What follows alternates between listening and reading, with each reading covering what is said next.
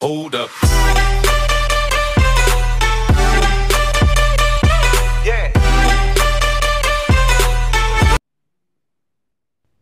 Ассалаумағалейкум достар, баршаларыңызға қайырлы күн. Бүгін бізде Pixar'тың 103-ші сабағы.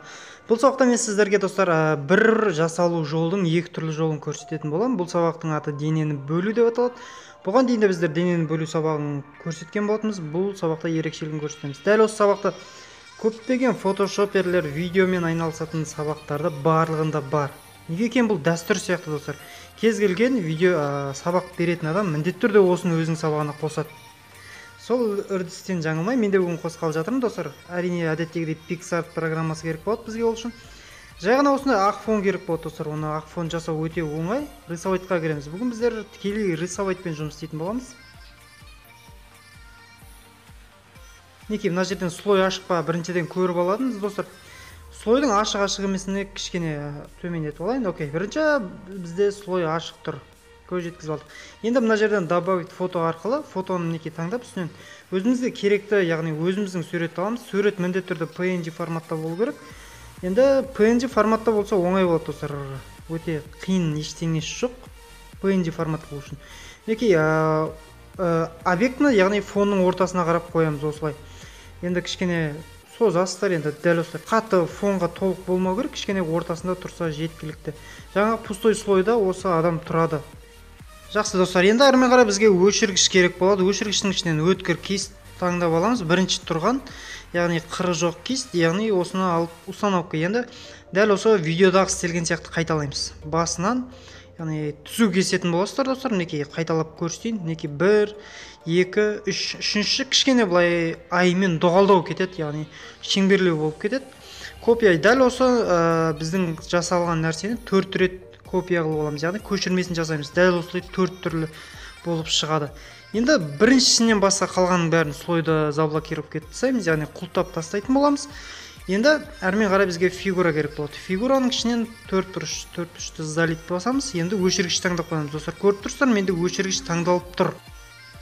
Енді дәл осылай достар, біз 3 бөлікке бөліп тастаймыз. Бөлінгендердің бірінші бөлігі бас бөлігі, осыны бас бөлігін қалдырып, қалған дене бөлшектерін өшіріп тастаймыз. Фигура арқылы өшіргішпен тез өшіріледі. Егер қиын болып жатса, өшіргішпен өшірсеңіздер болады. Енді екінші этап.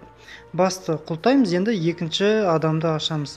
Осының үстін міндетті түрде таңдалып қойыңыздар. Егер таңдалып тұрған слой бірінші құлтанып қалған слойда шығып қалса, осылай невозможно рисовать деп шығып тұрады. Яғни блокқа түскен слойды біз істей алмаймыз деген сөз.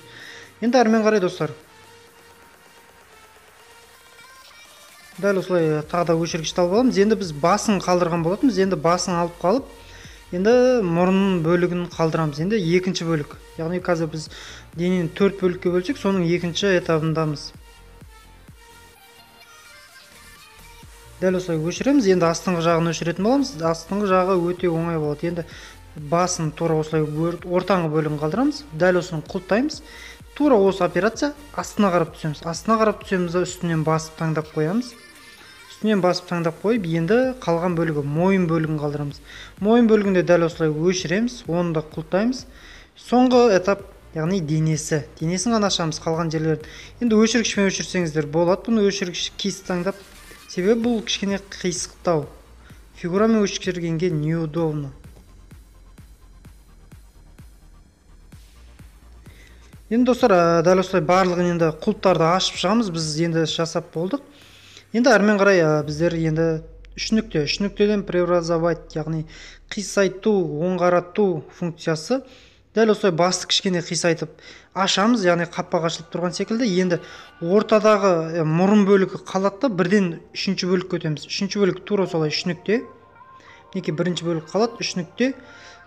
Жоғарыда бірінші функция, яғни осыны енді керісінше былай қарап кішкене қисайтатын боламыз. Неке денеге тіркейміз. Енді төртінші, яғни дене бөлігін қисайтатын боламыз достар.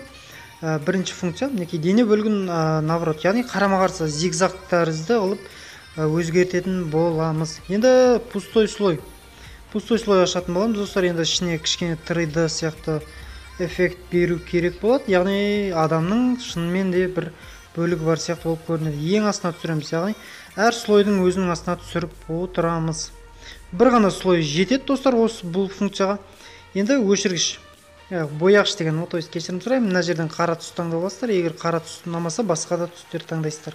Фигураны басып домалақты таңдап аламыз. Окейді басамыз.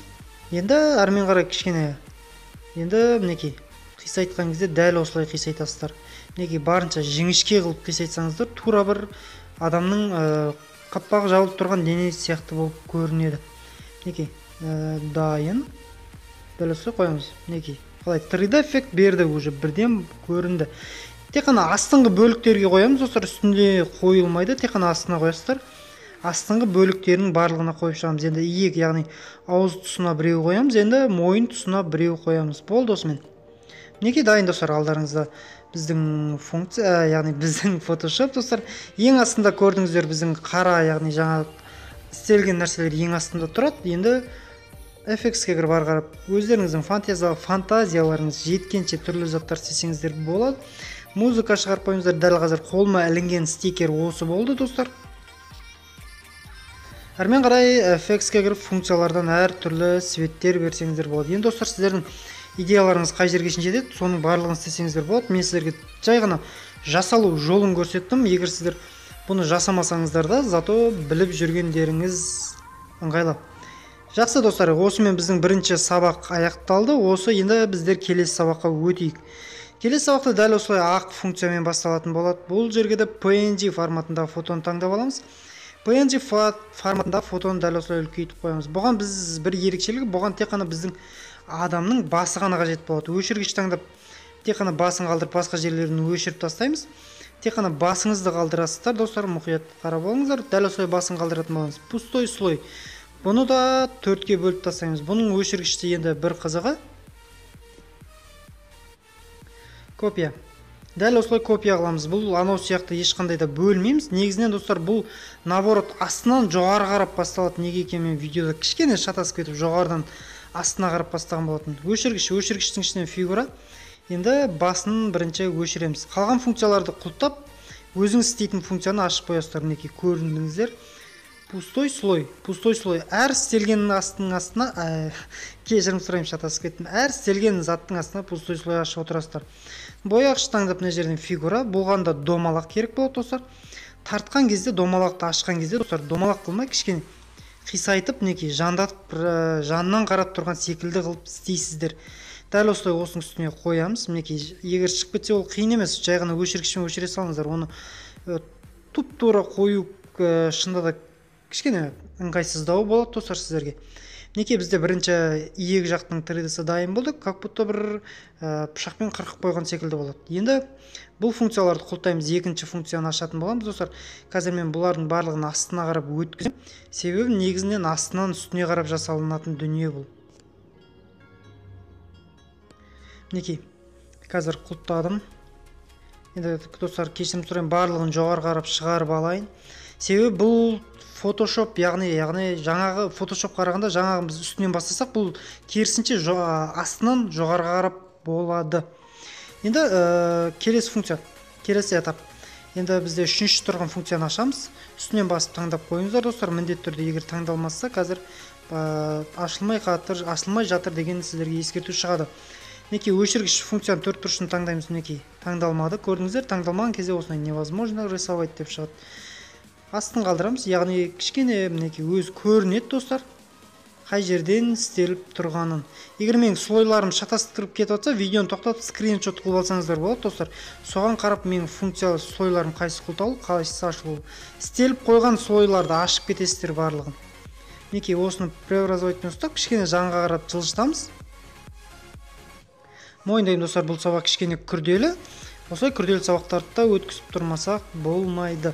Енді бояғышқа ауыстырып аламыз. Пустой слой міндетті түрде бұның астына пустой слой түседі. Себебі бұның қазір бұл жерге біздер басына 3D қаппақ сияқты жаңағындай жасайтын боламыз. Өзінің терісі сияқты. Мінекей жасыл. Егер кім-кім үлгермей жатса, достар, мен домалақты, жаңағы өшіргіш 4 бұрыштың бәрін осы жерден алып жатырмын. Оны фигура деп атайды. Мінекей жасылды осылай қойып аламыз. Кішкене бұдан да 3D эффект беру үшін, бұдан да шынайылық беру үшін, достар, кішкене жасылды қою қылып аламыз. Слойды ашамыз. Пустой слой. пустой слойды әкелеміз да адам мен адамның бөлшегі жаңағы жасылдың, яғни шеңбердің екі ортасына қоямыз достар. Мінекей қараңыздар, екеуі екі шетінде, жаңа қазір біз бояйтынымыз ортада тұрады. Енді бояғышпен кішкене ішін қара қылып боямыз, яғни ортасын. Как будто бір көлеңкі не түсіп тұрған сияқты бір кішкене эффект береді. Дәл осылай кішкене қылып бояймыз. Қазір бұны біздер күшін азайтамыз. Дәл осылай бұлай қою қара болмайды, себебі кішкене өтірікке ұқсап кетеді достар. Сол үшін біздер кішкене күшін азайтамыз. Қазір азайтамыз. Мінекей күші азайды. Кішкене шыңға ұқсады енді. Дәл солай келесі этап бізде екінші, жоғарыдан санағанда екінші функция. Бұны да кішірейтіп жасай салайық, екеуін біріктіре салайық. Достар, мінекей барлығын жасап қойдық. Енді жоғарыға бас киімі ғана қалды. Бас киімін дәл осылай кішкене қисайтып, бас киімін преобразовать бірінші функциямен кішкене солға қарап жылжытсаңыздар болады. Енді достар, ортада көзді неге көрсетпей кеткені түсінікті болар. Яғни сіздер қалай жасалатынын главный түсіндіңіздер. Видеода ұзақ уақыт алмасын деп мен дәл осылай істедім. Әрмен қарайсыздар, текстке кіріп өздеріңіздің түрлі идеяларыңызды қоссаңыздар болады, белгілі бір функция берсеңіздер болады. Жай ғана адамның басын осылай бөліп тастау керемет эффект береді дегенге мен сенімдімін. Яғни бұл функциялар көбінесе ең әдемі тұратын, достарыңыздың, рэп айтатын достарыңыздың, өлең айтатын достарыңыздың музыкалық обложкасына өте керемет түседі. Мінекей достар, біздің сабақ осымен аяқталды. Соңына қарай жақын достар. Бұйыртса бұл сабақтың жалғасы бар. Бұл сабақ екі бөлімнен тұрады. Бүгін қазір біз екі сабақты көрсек, одан кейін тағы екі сабақты көресіздер. Сіздермен болған мен Микопрод достар. Пайдам тисе өте қуаныштымын. Сау, саламатта болыңыздар. Static.